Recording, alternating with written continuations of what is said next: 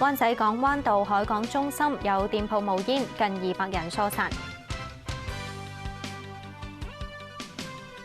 陳婉嫻話：湖南調查李旺陽事件仍然有不足，期望中央跟進。希臘國會重選，預料冇政黨可以攞到過半嘅議席。